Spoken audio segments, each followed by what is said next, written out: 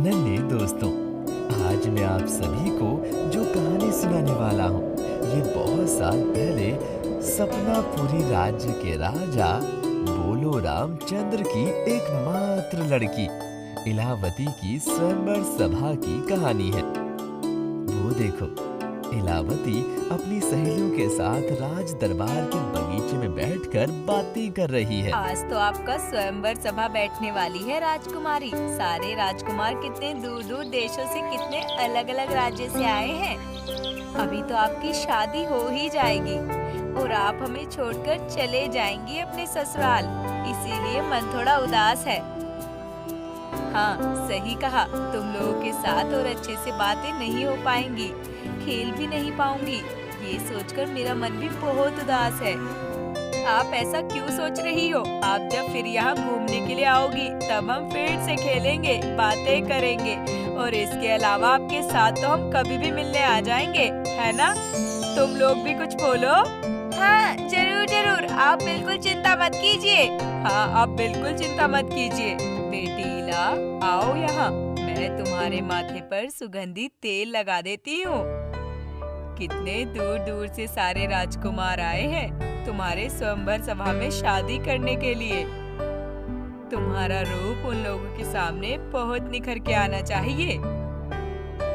हाँ माँ, ये सब तो ठीक है, लेकिन माँ, मैं किस राजकुमार से शादी करूँगी ये तो बताओ। सुनो मेरी पागल बेटी,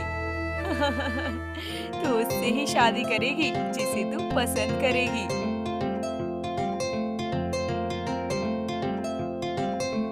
इस सभा में उपस्थित सभी राजकुमारों का मैं दिल से स्वागत करता हूँ। आशा करता हूँ हमारी तरफ से कुछ गलती नहीं हुई है। मेरी बेटी इलावती बस कुछ समय में ही राज्यसभा में आ रही है। राजकुमारी इलावती राज दरबार पर हाजिर हो रही हैं। आओ बेटी, अब तुम अपनी पसंद के अनुसार किसी भी राजकुमार के गले पर अपना माला पहना सकती हो। आओ।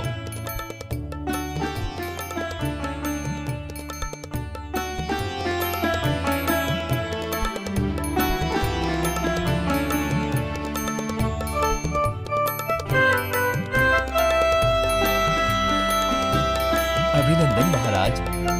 हाँ महाराज, आपको भी अभिनंदन। आज दोपहर 2 बजे इलावती के साथ चंद्रकाना राज्य के महाराज श्री इंद्रजीत की शादी शुभ मुहूर्त में संपन्न होगी। यहाँ पर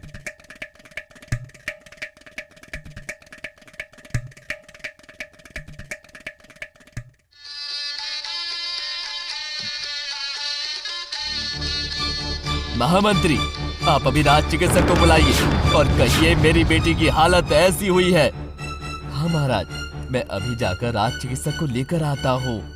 आप चिंता मत कीजिए महाराज। ज्यादा उत्तेजना के कारण बेहोश हो गई हैं। चिंता की कोई बात नहीं है महाराज, कुछ देर बाद ही उनको होश आ जाएगा और फिर कुछ और देर आराम करने के बाद ही राजकुमारी बेटी बिल्कुल ठीक हो जाएगी। अच्छा हुआ, मैं थोड़ा चिंता मुक्त हुआ। चलो अभी सब यहाँ से जाते हैं। इलावती बेटी थोड़ा आराम कर ले। राजकुमार इंद्रजीत, आप भी चलिए, थोड़ा आराम कर लेंगे। ठीक है? ठीक है महाराज, चलिए। सर्वनाश हो गया है महाराज, सर्वनाश हो गया है। महाराज, राजकुमारी को होश आया है या नहीं, ये देखने के लिए मैं राजकुमारी के कमरे में गई थी। जाके देखा राजकुमारी अपने कमरे में है ही क्या? नहीं। इला बेटी अपने कमरे में नहीं है? ये क्या कह रही हो दासी? फिर कहाँ गई वो? महाराज, एक बार चलिए, हम सभी जाकर देखते हैं। हो सकता है राजकुमारी अपने कमरे से बाहर हो कहीं पर। हाँ महामंत्री, आप सही कह रहे हैं, चलिए एक बार। मेरी इला, मेरी बेटी इस हालत में कहाँ चली गई?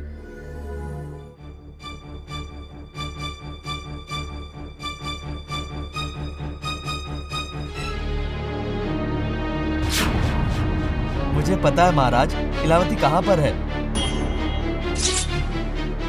आप जानते हैं मेरी बेटी इलावती कहाँ है? मुझे बताइए।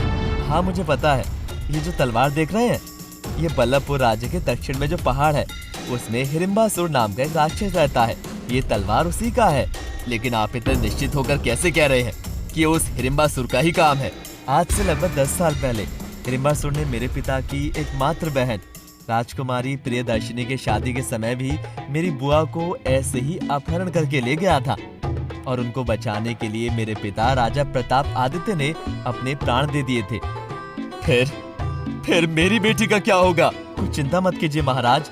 राजकुमारी को उस हिडिंबासुर के चक्र से बचाने के लिए मैं खुद जाऊंगा महाराज। लेकिन इसमें अगर आपको कुछ हो जाए राजकुमार इंद्रजीत, तो फिर मैं अपने आप को कभी माफ नहीं कर पाऊंगा। नहीं, आप नहीं जाएंगे। मैं मेरी पूरी सेना के साथ उस हिडिंबासुर के ऊपर हमला करूंगा। नहीं महाराज, आप नहीं, मैं खुद जाऊंगा। अब तक हमारी शादी संपन्न नहीं हुई है, लेकिन फिर भी मैं इलावती को मेरी पत्नी मानता हूँ। आपकी बेटी होने के साथ साथ इलावती अब हमारे राज्य की रानी है और मेरी पत्नी को बचाने का कर्तव्य मेरा ही है महाराज, सिर्फ मेरा। ठीक है, आप जैसा कह रहे हैं वो ही होगा। इंद्रजीत घोड़े की पीठ पे चढ़कर अपनी पत्नी इलावती को बचाने के लिए चला। कई सारे नदी, पहाड़ और भी बहुत कुछ पढ़ करके आखिर तक पहुंचा एक पुराने और टूटे हुए मंदिर के पास। बहुत दूर आ गया हूँ, रात भी हो चुकी है। अब थोड़ा आराम कर लेता हूँ। इस मंदिर में रात को रुककर कल सुबह फिर से यात्रा शुरू करूंगा।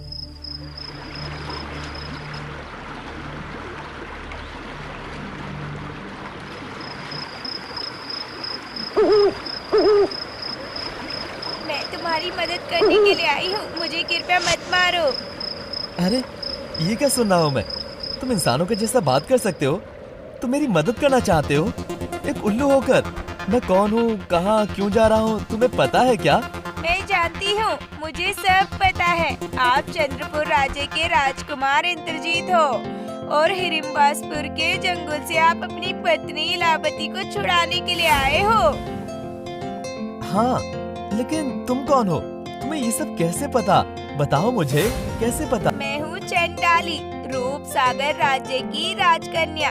वो हिडिंबासपुर ने मुझे भी मेरी शादी के दिन अपहरण करके ले गया था। क्या कह रही हो तुम? तुम रूपसागर राज्य की राजकन्या चंडाली हो, लेकिन तुम्हारा ऐसा हालत हुआ कैसे?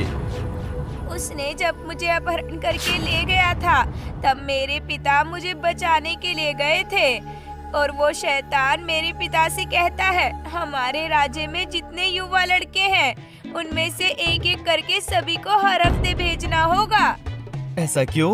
वो उसका देवता बकरासुर की पूजा में इन सारे युवा की बलि देगा और युवक की बलि देने से उसकी शक्ति और भी बढ़ जाएगी और इसी तरह से वो सर्वशक्ति हो जाएगा। लेकिन इस खराब प्रस्ताव को मानने से मेरे पिता ने मना कर दिया, इसीलिए उसने मेरी आंखों के सामने मेरे पिता की हत्या कर दी और मुझे उल्लू बना दिया।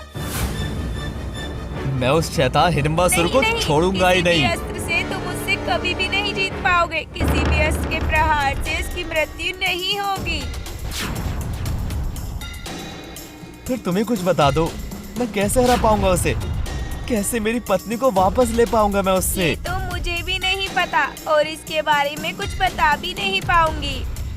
इसके बारे में सिर्फ पता है मिताली गौर राज्य की मधुसूदन कमर के घर की काली गाय। कहाँ है ये मिताली गौर राज्य? यहाँ से पूर्व दिशा की ओर जाने पर एक पर्वत मिलेगा, उसके ठीक पीछे ही है मिताली गौर राज्य। बहुत धन्यवाद आपका राजकुमारी। और भी सुनो, मेरी जैसी और भी 24 राजकुमारी को उस हिडिंबासपुर ने उल्लू, हिरण, लोमड़ी से सब बना दिया है। अगर तुम उसे हत्या कर पाओगे तो ही हम सब हमारे रूप में पहले जैसे वापस आ पाएंगे।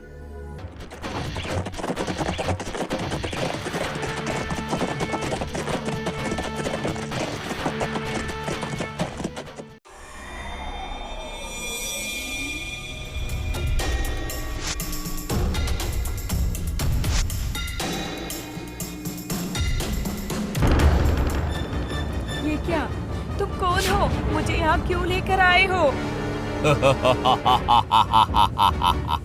मेरे पिता, मेरे पति तुम्हें बिल्कुल नहीं छोड़ेंगे। तुम्हारी मृत्यु निश्चित है। मैं हूँ हिडिंबासुर।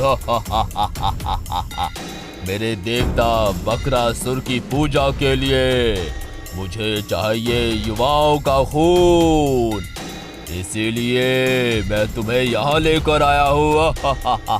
ये क्या, युवकों की बलि देना? तुम मुझे यहाँ पकड़कर क्यों लाए हो? मैं क्या युवक हूँ? जब तुम्हें बचाने के लिए तुम्हारा पिता और तुम्हारा पति आएंगे, तब मैं उन्हें शर्त दूंगा कि उनके राज्य के सारे युवकों को मेरे पास हर हफ्ते एक एक करके भेजना होगा।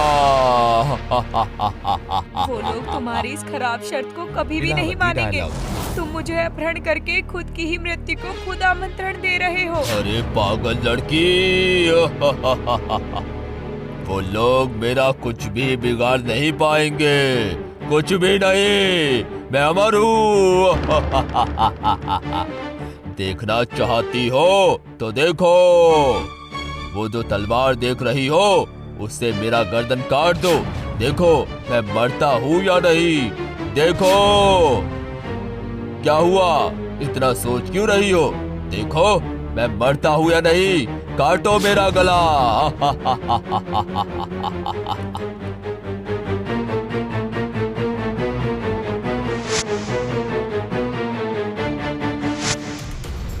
ये क्या, तुम्हारे सीने की वो आँख बंद क्यों नहीं हुई?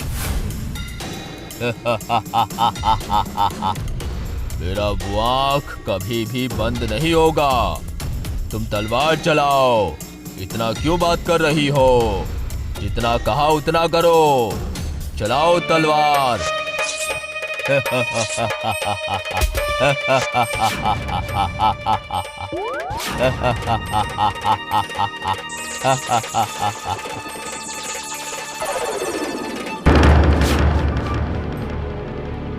कहा था ना मैंने, कहा था ना, मैं कभी भी किसी अस्त्र के प्रहार से नहीं मरूंगा। तुम्हें पता है, तुमने मेरा गला काट के मेरी शक्ति को और बढ़ा दिया है। जितनी बार मेरा गला काटा जाएगा, उतनी बार मेरी शक्ति बढ़ेगी, समझी? उधर इंद्रजीत मिताली गौर राज्य में उपस्थित होता है। रास्ते पर एक आदमी से पूछता है, सुन रहे हैं ओ मोशाय? हाँ कहो भाई, आपको तो देखकर किसी राजवंश से लग रहे हैं। आप हो कौन? यहाँ क्यों आए हो? क्या काम है? बोलो। मैं चंद्रकाना राज्य का महाराज हूँ। मेरा नाम इंद्रजीत है। यहाँ मधुसूदन कमर का घर कहाँ है, बता पाएंगे? उनके साथ मेरा काम है कुछ। ओह जरूर जरूर, चलिए चलिए, मैं आपको लेकर चलता हूँ मधुसूदन के घर में। चलिए फिर, आपका बहुत धन्यवाद। ओ मधुसूदन भाई, कहाँ गए? देखो मधुसूदन, तुम्हारे साथ कौन मिलने के लिए आया है? कौन? निमाई आया है? हाँ, लेकिन मैं अकेला नहीं हूँ। नमस्ते, मेरा नाम इंद्रजीत है। चंद्रकाना राज्य का मैं महाराज हूँ। आपकी जो काली गाय है, मुझे उससे कुछ बात करनी है। मुझे उसका मदद चाहिए। मुझे आप उसके पास थोड़ा ले चलिए ना, प्लीज। हाँ, क्या कह रहे हैं महाराज? मेरा गाय आपका क्या और कैसे मदद कर पाएगा? सुनिए फिर, तुम मेरी मदद करना चाहते हो एक उल्लू होकर? मैं कौन हूँ, कहाँ जा रहा हूँ, तुम्हें पता है इस बारे में कुछ? आप चंद्रपुर राज्य के राजकुमार इंद्रजीत हो और हिडिंबासुर के चंगुल से आप अपनी पत्नी इलावती को छुड़ाने के लिए आए हो। फिर तुम्हें कुछ कह दो, मैं कैसे उसे हरा पाऊंगा? कैसे मेरी पत्नी को मैं वापस ले पाऊंगा उससे? ये तो मुझे नहीं पता। इसके बारे में सिर्फ पता है मिताली गौर राज्य की मधुसूदन कमर के घर की काली गाय। हे भगवान, ये सब आप क्या कह रहे हैं? मुझे तो कुछ भी समझ ही नहीं आ रहा है।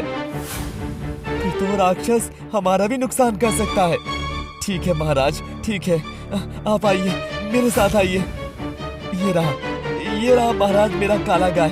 ये है मेरी काली गाय।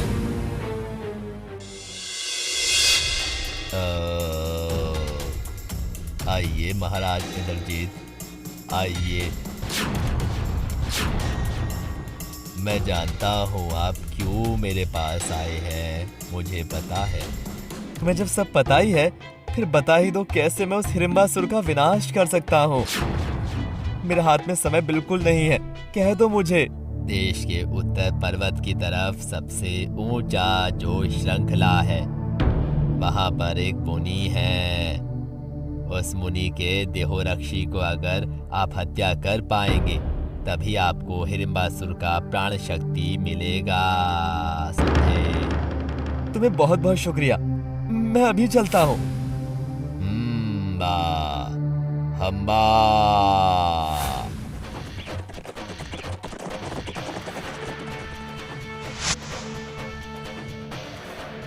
ये रहा वो पर्वत श्रृंखला, यहीं पर ही है वो मुनि।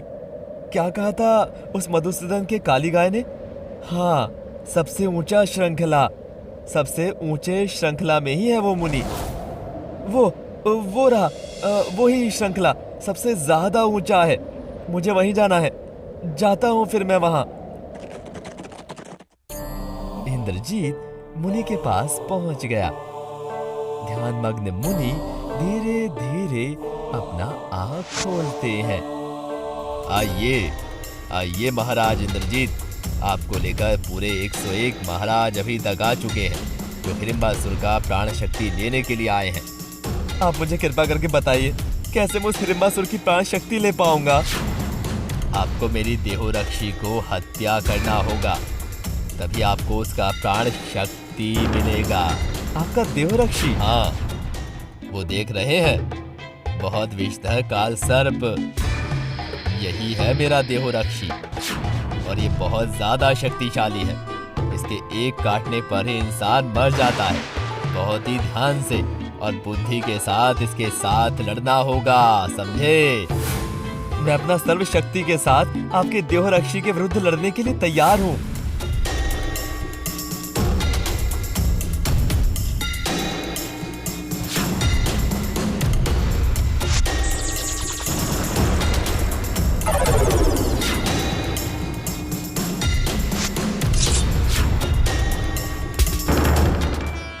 वाह, बहुत बढ़िया। आप सच में ही बहुत शक्तिशाली पुरुष हैं। इससे पहले कोई भी मेरे देहोरक्षा सर्प से लड़ने में सक्षम नहीं हुआ था। अब मैं आपको दूंगा हिडिंबासुर का प्राण शक्ति। ये लीजिए, इसमें ही है हिडिंबासुर का प्राण शक्ति। इसके अंदर जो मधुमक्खी है, उसे खत्म करने से ही हिडिंबासुर का प्राण विनाश हो जाएगा। धन्यवाद मुनि। तथास्तु।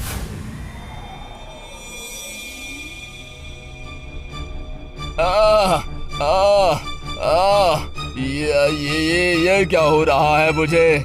मेरा सर अचानक से क्यों दर्द हो रहा है? क्या हुआ मुझे? क्या हो रहा है मुझे? समझ में नहीं आ रहा। तुम्हारी मृत्यु करीब है। मृत्यु करीब आने पर ही ये सब होता है। ये उसी के ही लक्षण हैं। चुप कर, चुप हो जा। मैं हिडिंबासुर हूँ, मैं अमर हूँ, अमर हिडिंबासुर हूँ मैं। मेरा मृत्यु कभी भी नहीं होगा, समझी?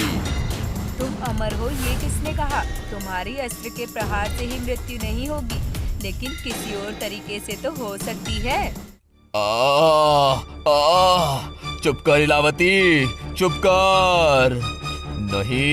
नहीं तो मैं तुम्हें मार डालूंगा, समझी? रुको। तुम मुझे कभी भी नहीं मार सकोगे, क्योंकि मुझे मरने पर तुम्हारी कोई भी शर्त पूरी नहीं होगी। मरोगे तुम, और आज ही मरोगे। मुझे मार पाएगा ऐसा कोई भी नहीं है, कोई नहीं मार पाएगा। कोई नहीं मार पाएगा। कोई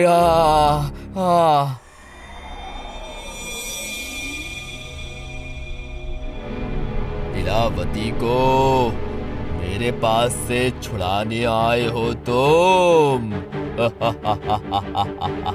खुद के मृत्यु को खुद ही बुला के लाया है तू। मेरे हाथों से आज तेरा मृत्यु होगा, समझे? आज तेरा मृत्यु होगा मेरे हाथों से होगा। बेकार में बात ना करके अगर आओ तो तब देखता हूँ कि किसके हाथों से किसका मृत्यु होगा। नहीं नहीं नहीं, तू आज यहाँ से कभी भी इलावती को नहीं ले जा पाएगा, कभी भी नहीं जा पाएगा। आज तुम दोनों ही मेरे हाथों से मर जाओगे। मैं दोनों को ही मार डालूंगा, दोनों को।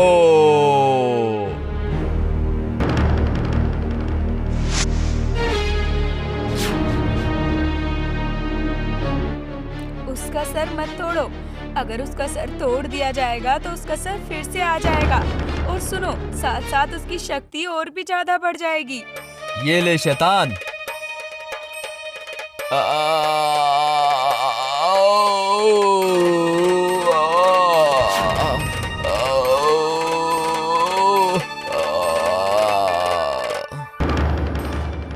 सपनापुरी राज्य में वापस आने के बाद इंद्रजीत और इलावती का शादी फिर से हो जाता है।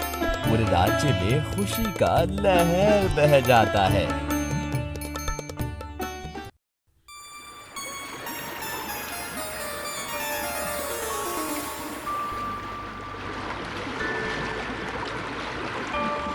ओम नमः श्री सूर्य देवाय नमः। ओम माता गंगा देवी नमः।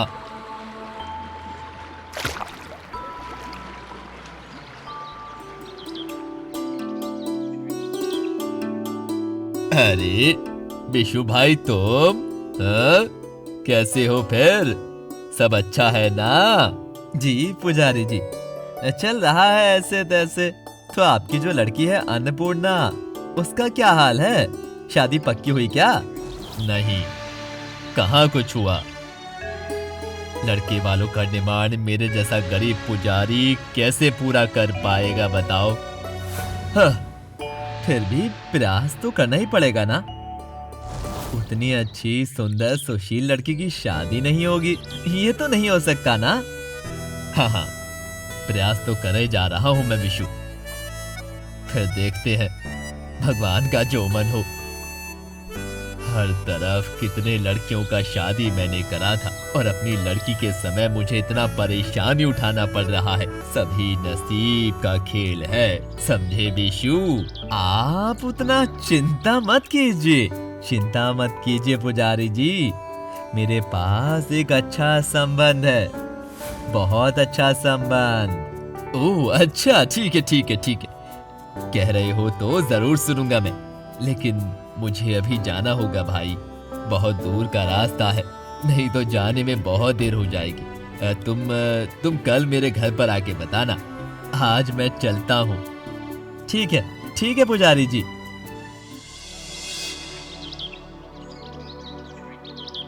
बीशु, घटक जो कह रहा था वो सुन के ही आते।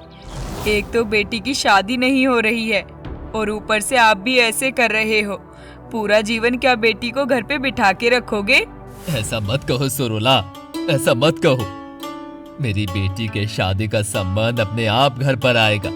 हाँ, तुम देखना, उसकी जैसी गुणवान लड़की के लिए भगवान ने जरूर जरूर कोई अच्छा लड़का सोच के रखा है, मैं कह रहा हूँ। छतरी साथ ले जाइए पिताजी, बाहर बहुत धूप है। मेरी प्यारी बेटी, अच्छे से रहना बेटी, चलता हूँ। ध्यान से जाना पिताजी। दुग्गा दुग्गा।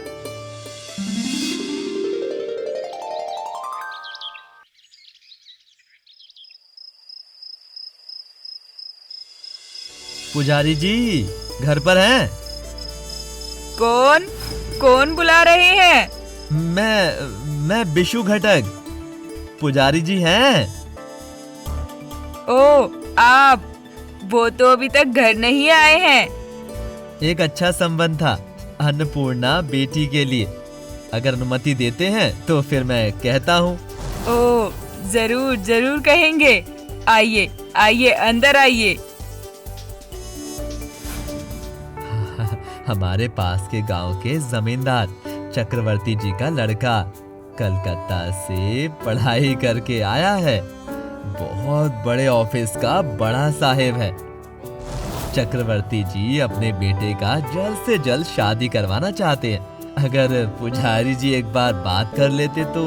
हम लोगों के जैसे गरीब घर में उन लोगों के जैसे बड़े घर का लड़का शादी करने के लिए मानेगा क्या? नहीं नहीं नहीं नहीं नहीं, वो सब लेकर बिल्कुल मत सोचिए। उन लोगों का कोई भी डिमांड नहीं है। सिर्फ लड़की सुंदर होनी चाहिए और आप लोगों से जितना हो सके उतना देंगे बस, और कुछ नहीं। बस एक ही परेशानी है। परेशानी? क्या परेशानी है? नहीं नहीं, असल में बड़े घर का लड़का है ना, उसका बड़े बड़े आदमियों के साथ उठना बैठना है। इसीलिए कभी कभी अपने शौक से वो खा लेता है बस, और कुछ नहीं। समझ ही सकती हैं। ज्यादा नहीं ना? मतलब समझ ही सकते होंगे, हमारा बस एक ही बेटी है। अरे नहीं नहीं, कभी कभी बस दोस्तों के साथ मिलकर वो थोड़ा ही बस, उसे लेकर बिल्कुल चिंता मत करिए आप, बिल्कुल भी। पता नहीं क्या सच में अन्नपूर्णा के नसीब में इतना अच्छा लड़का लिखा हुआ है क्या? ठीक है, वो आते ही मैं उनको बताती हूँ, देखती हूँ वो क्या कहते हैं। ठीक है ठीक है ठीक है ठीक है ठीक। मैं फिर अभी चलता हूँ। पुजारी जी को मेरा प्रणाम कहिएगा।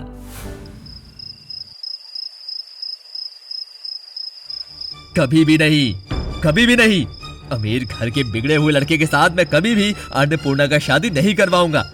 इससे अगर उसकी पूरी जीवन शादी नहीं होती है तो मत होने दो। इतना अच्छा लड़का आपको और कहीं नहीं मिलेगा, कुछ नहीं लेगा। आजकल के जमाने में ऐसा लड़का आपको कहीं भी नहीं मिलेगा, और एक बार सोच के देखिए। देखो, इसे लेकर और कोई भी बात नहीं होगा। मैंने जब कह दिया शादी नहीं करवाऊंगा तो नहीं करवाऊंगा। माता भवात रानी की कृपा से अन्नपूर्णा बेटी के लिए मुझे अच्छा लड़का जरूर मिलेगा।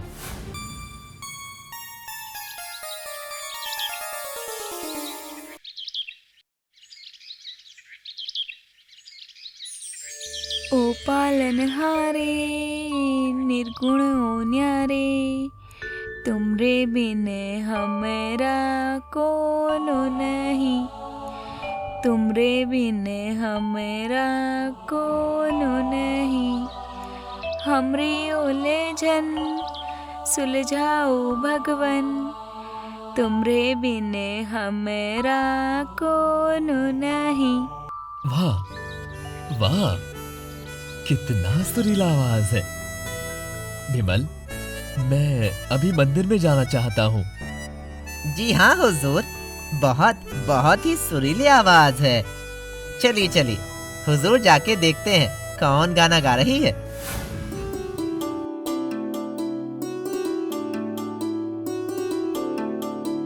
ओ बेटी, तुम्हारी बहुत प्यारी आवाज है। नाम क्या है? मेरा नाम अन्नपूर्णा है। हुजूर, ये गांव के पुजारी जी की बेटी है। ओह अच्छा, मैं कल ही पुजारी जी के घर में जाऊंगा।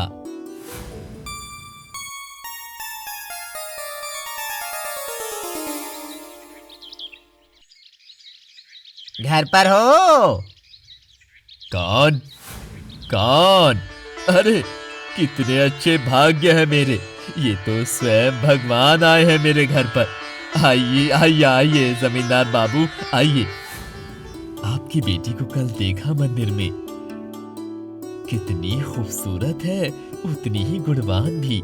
मेरे एकमात्र बेटे के लिए मैं उसे अपने घर की बहू बनाकर ले जाना चाहता हूँ। अगर आप अनुमति देते हैं तो माता भवतारिणी ने कृपा किया है। ये तो मेरा खुशनसीबी है, आपने स्वयं आकर शादी का प्रस्ताव दिया है। सुन रहे हो? इधर आओ, आओ इधर आओ। मैंने कहा था ना, माता जरूर कुछ ना कुछ करेंगी हमारी बेटी के लिए, जरूर करेंगी हमारी बेटी के लिए कुछ।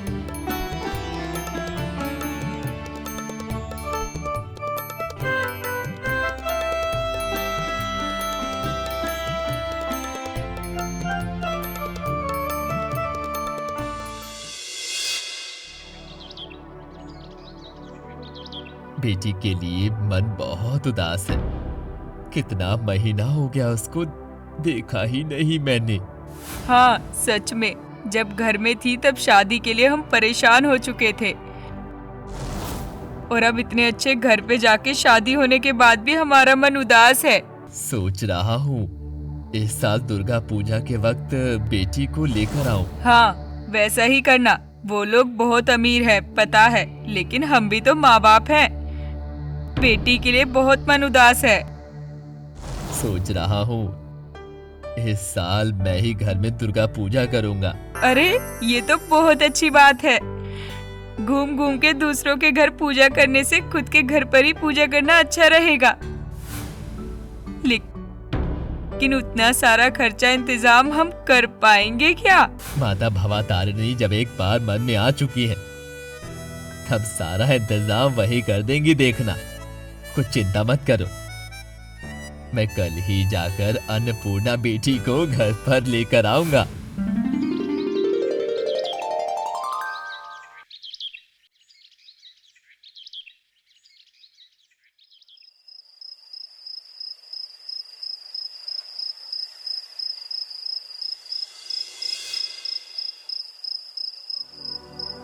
इतने दिन बाद बेटी को देखने गया, एक बार देखने तक नहीं दिया। कैसी है मेरी बेटी क्या पता। हे माता, मेरी बेटी का ध्यान रखना।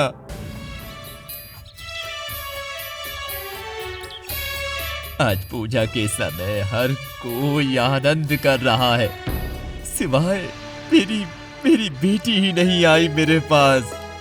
मेरी बेटी ही नहीं आई। हाँ, क्या वो लोग कभी भी हमारी बेटी को नहीं आने देंगे?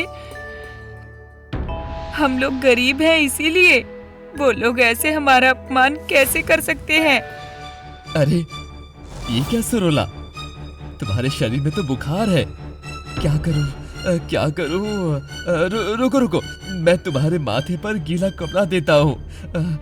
तुम लेट जाओ, मैं देता हूँ, चलो। हाँ, आप एक बार फिर से जाइए जमींदार के पास, उनके पैर में गिरकर फिर से एक बार कहिए, वो जरूर हमारी बेटी अन्नपूर्णा को आने देंगे हमारे पास। ठीक है, तुम जब कह रही हो मैं फिर एक बार जाऊंगा उनके घर, नहीं तो मेरा पूजा मुझे बंद करना होगा।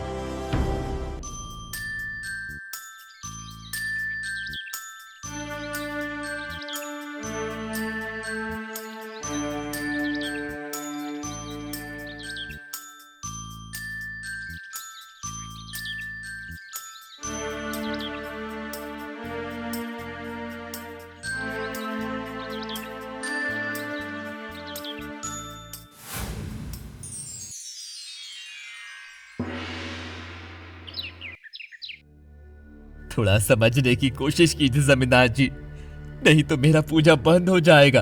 अन्ना बेटी अगर नहीं जाएगी तो आपके पास तो कितना सारा आदमी है, कितने सारे रिश्तेदार हैं, लेकिन मेरे पास अन्नपूर्णा बेटे के सिवा और कुछ नहीं है। नहीं पुजारी जी, ये कैसे संभव है? उसके पूजा का काम देखकर ही तो मैंने उसे पसंद करके घर में लेकर आया था। अभी मेरे घर का पूजा छोड़कर वो और कहीं नहीं जा पाएगी। मुझे आप माफ कीजिएगा। हे भगवान, फिर क्या मेरा पूजा नहीं होगा? कितना बदनसीब हूँ मैं। पिताजी, पिताजी, थोड़ा रुकिए, रुकिए। कब से मैं आपको बुला रही हूँ, सुन नहीं पा रहे थे क्या? मैं चली आई हूँ, चलिए। हमारे घर पर तो पूजा का बहुत काम बाकी है। लेकिन बेटी, तुम्हारे ससुराल में कोई दिक्कत तो नहीं होगी ना? उसे लेकर आप चिंता मत कीजिए, मैंने सब कुछ इंतजाम कर लिया है। आप चलिए जल्दी जल्दी। ये देखो सुरुला, देखो देखो कौन आई है मेरे साथ। देखो, अब मुझे कोई चिंता नहीं है, कोई भी चिंता नहीं। देखो देखो। माँ, कैसी हो आप? माँ, कैसी हो?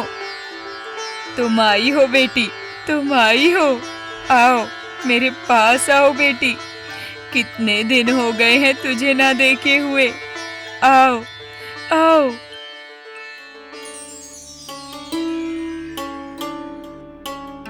वाह कितना सुंदर है माता का मुंह। लग रहा है जैसे स्वयं माँ ही आई हो हमारे पास। मैं अपना आँख हटा ही नहीं पा रहा हूँ। सच में इतने साल से माता की मूर्ति देखती आ रही हूँ, लेकिन इतना सुंदर मुंह मैंने और कहीं नहीं देखा। माता को हर तरफ से देखो, कैसे रोशनी निकल रही है। लीजिए पिताजी, और देर मत कीजिए, आप पूजा करने के लिए बैठिए। हाँ बेटी, अब तू आ गई है, मुझे और कोई चिंता नहीं है। अपने हाथों से माता को इतने सुंदर से तुमने तैयार किया है, मेरा मन खुश हो गया। आज मैं अपने मन के आनंद से पूजा करूंगा। पिताजी, मेरी एक ख्वाहिश रखनी पड़ेगी। एक बार हम सभी को आमंत्रण देंगे। सभी को? ठीक है ठीक है, बहुत अच्छा विचार है। लेकिन बेटी, हमारे पास इतना पैसा कहाँ है? पिताजी, अगर ख्वाहिश हो तो माताजी सब इंतजाम कर देंगी। हमारे यहाँ साहद और सांधे में बहुत अंतर है बेटी। हम लोग तुम्हारे ससुराल जितना अमीर नहीं है, तुम्हें तो सब पता है। फिर ये पागलपन क्यों कर रही हो बेटी? मैंने कहा ना, माता हर ख्वाहिश पूरी करेंगी। आप पूजा में बैठिए, मैं सभी को अभी जाकर आमंत्रण देके आती हूँ। हम लोगों को एक ही लड़की है, जब उसका मन हुआ है तब करने दो उसे, जो भी मन हो उसका। माता जरूर कुछ इंतजाम करेंगी। सभी माँ भवा तारिणी का आदेश है। आप देखना माता, जाता हूँ, पूजा में बैठता हूँ, देर हो गया है। ओम सर्वमंगलय शिव सर्वाधय साधिके शरण्यं त्र्यंबकं गौरी नारायणे नमोस्तुते।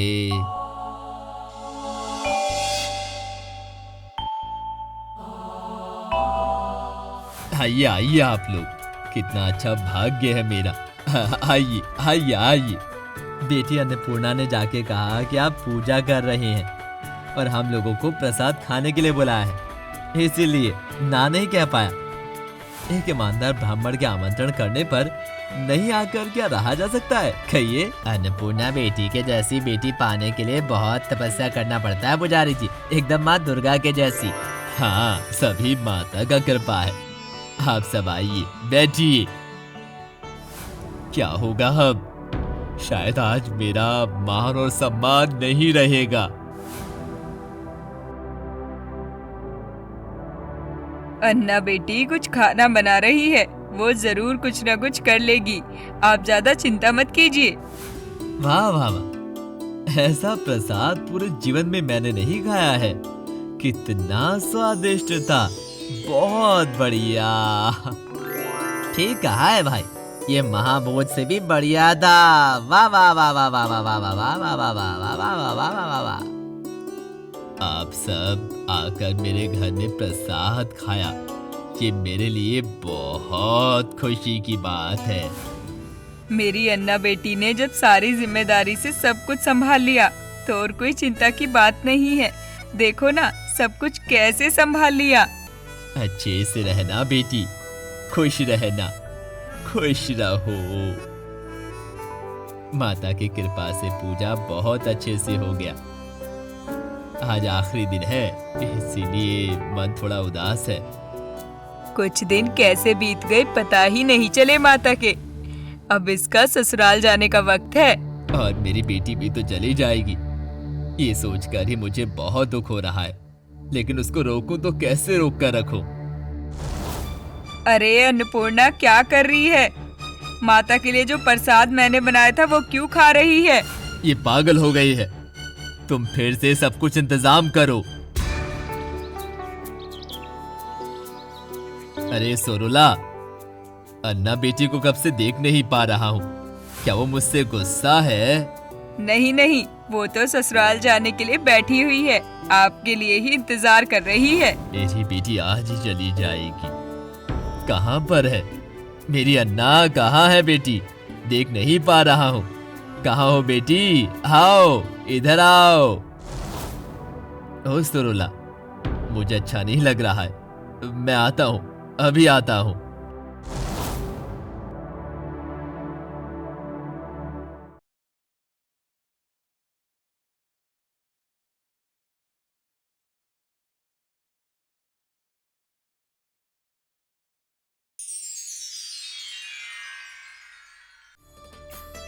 पिताजी, आप आए हो?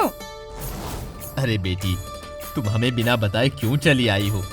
क्या हमें चिंता नहीं होता? अरे ये आप क्या कह रहे हैं? अन्नपूर्णा तो पूरे पूजा में इसी घर में थी। अगर वो नहीं रहती तो पता नहीं होता क्या? हाँ पिताजी, मैं तो यही थी। फिर वो कौन थी? समझा समझा समझा समझा समझा। माता आप आई थी, माँ आप आई थी, लेकिन ये आपका अधम संतान ये समझ ही नहीं पाया कि आप आई थी। माँ, माँ, भवतारिणी माँ, माँ।